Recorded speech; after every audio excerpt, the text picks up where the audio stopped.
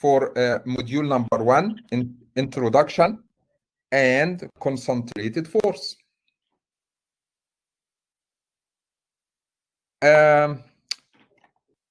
We have in this course 2 main topics. The first topic, which called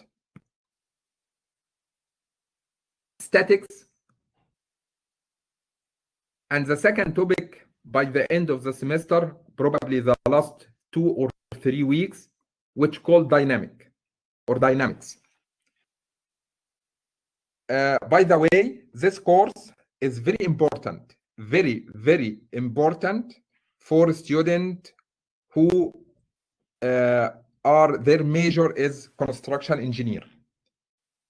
Also, this topic or this course is basics for any other majors, just to improve your experience or improve your knowledge with engineer. But this course is very important for construction engineer student. Without this course, you will struggle with many courses in the future, especially structure analysis and concrete design. By the way, so we have main 2 topics. The first one called the statics. What is the meaning of statics? Meaning your body, you have a body at rest, no movement, or the body is moving with constant velocity. We don't have acceleration. If you have a body at rest or body moving with constant velocity, you are talking about statics. But if you are talking about body moving with acceleration, something change with time. So we have time as a factor.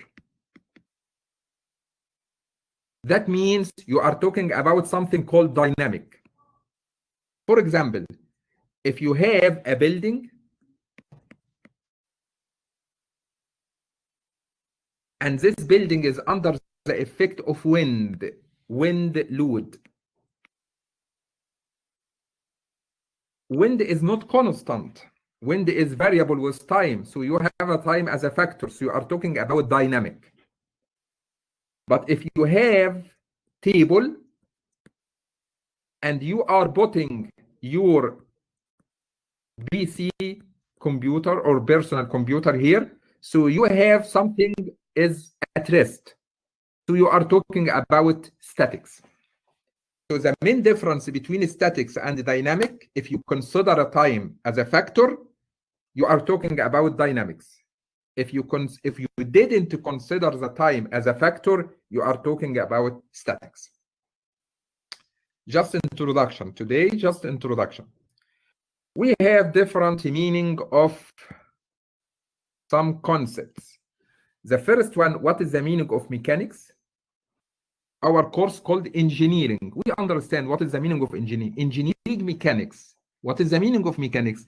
Mechanics is a branch of physics or physical science. So if you are good with physics, you will be good with engineering mechanics. Actually, physical science is a specific part of physical science. So the meaning of mechanics is the oldest of the physical science. Mechanics is a branch of the physical science that is concerned with the state of rest or motion. Rigid body mechanics and deformable body mechanics. What is the meaning of rigid body and deformable body? The meaning is rigid body, if you have something rigid,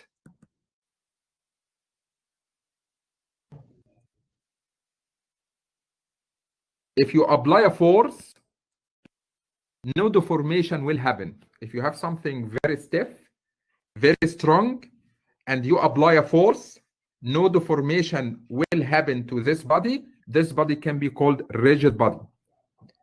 But if you have something which is flexible, if you apply force here, you will see some deformation. that the shape will be changed, then you are talking about something called deformable body mechanics. This one related to fluid mechanics. It's another topic or another course, not our course. Our course will work with rigid body mechanics. Just introduction. Today, just introduction. All of this stuff, just introduction. We have many fundamental units. We have unit for length. If you would like to measure a distance between a point and another point, so this distance called length. Time. If you are moving from a town to another town or from a place to another place, you need time to reach from a position to another position. Mass. If you have a body, this body should have mass and then has weight. That's fine. Force. This course include mainly this term, force. Force represents the action on a body. If you would like to kick this ball, you need to apply a force. This force will move this ball to another position. Force is a vector quantity. What is the meaning of vector quantity? We will cover this later. We cannot see force. I cannot let you know, watch this force. Hey, go ahead and watch this force. No, I cannot watch the force, but I can feel it. If you have something moving, if your car is moving, that means there is a force pushing this car. So I can feel the effect of the force, but I cannot see or watch it. Just a review or a quick introduction. We have two main units, something called SI unit and US unit. Sometimes distance between this point and this point sometimes is measured by 10 meters. Sometimes the distance between a point and another point called 20 feet. Wow, what is the difference?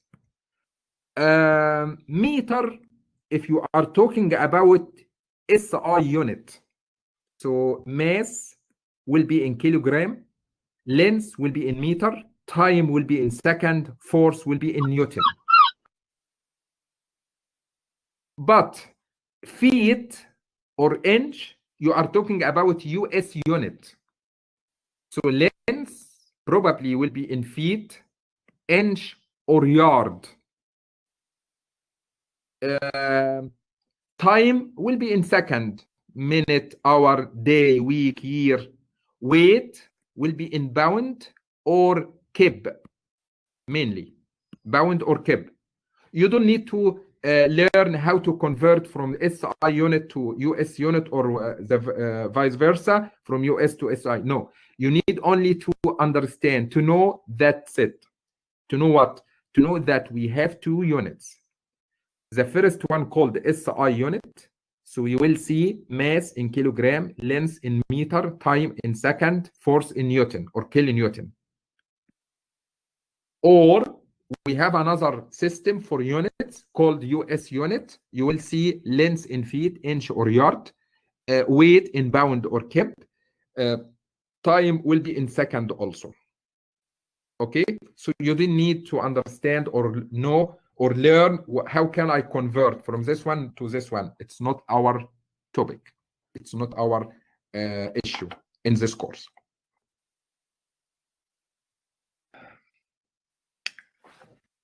Many times during this course,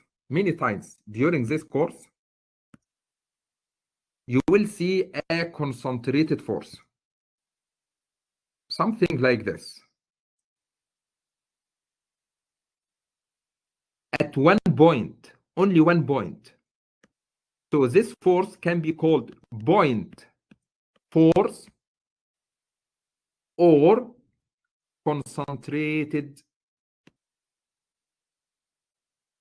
force. Point load or concentrated load means you have a value of force.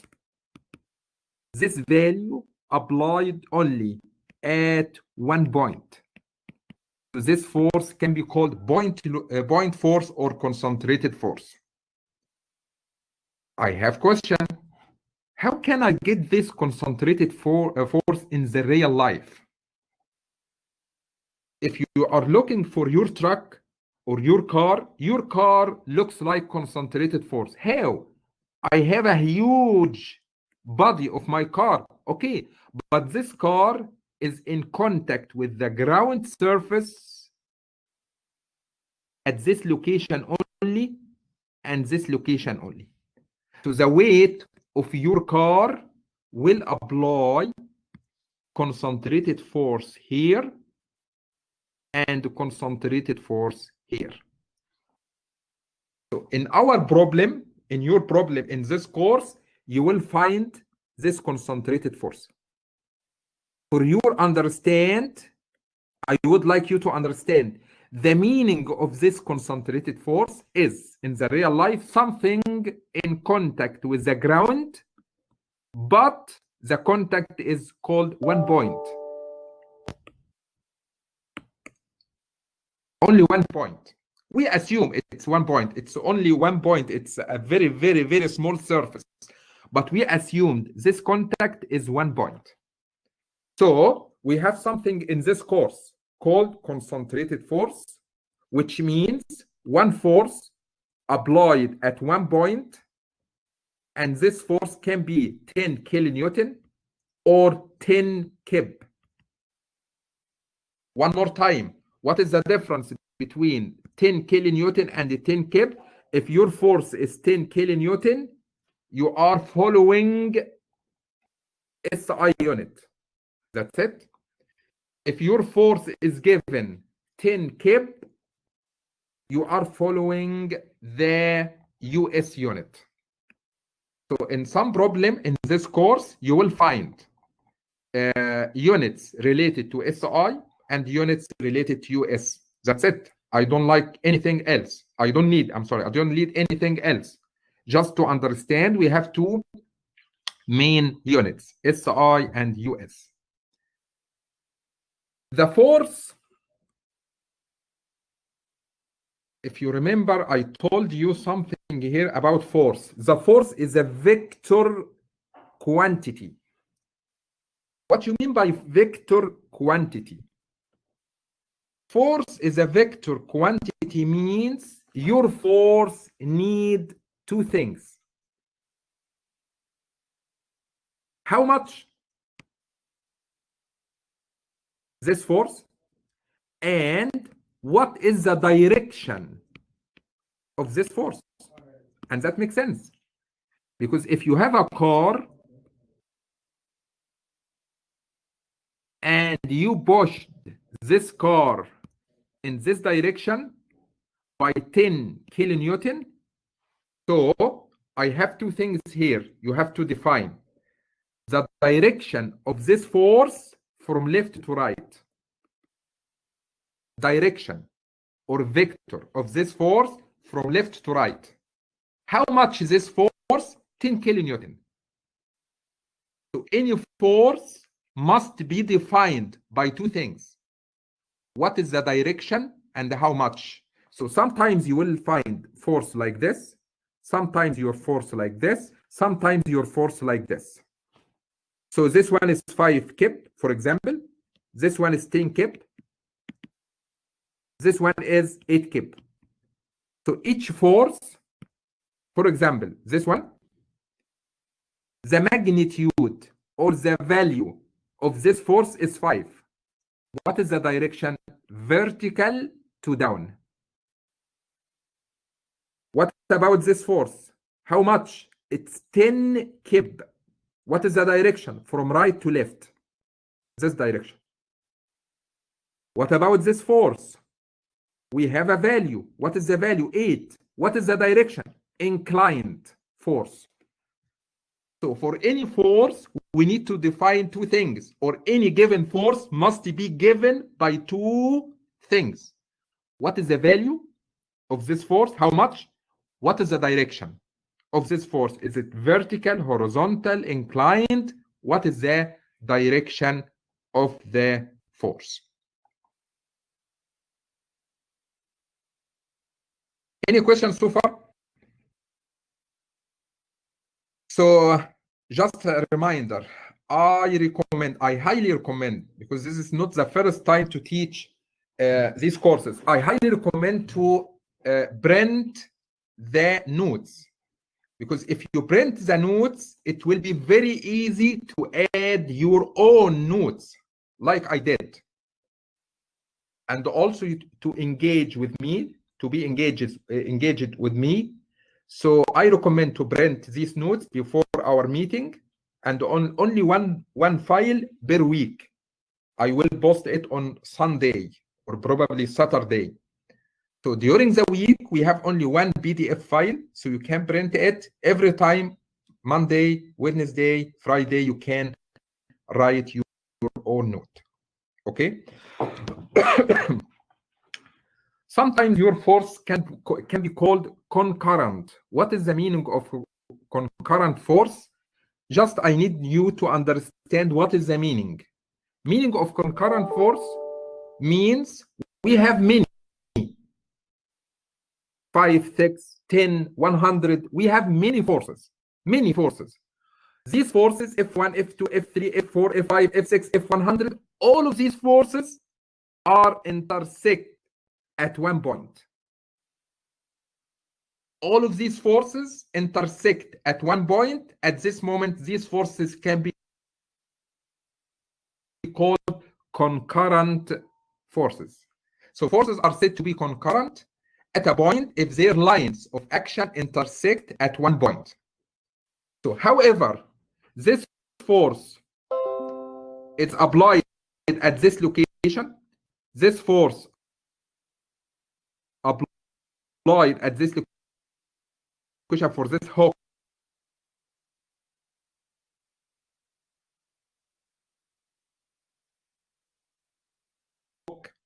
and this force applied at this location. However, but intersect at one point, that means all of these forces can be called concurrent. So the meaning of concurrent force, we have many forces. How many? I don't know. Many forces. All of them intersect at one point. That means these forces can be called concurrent force.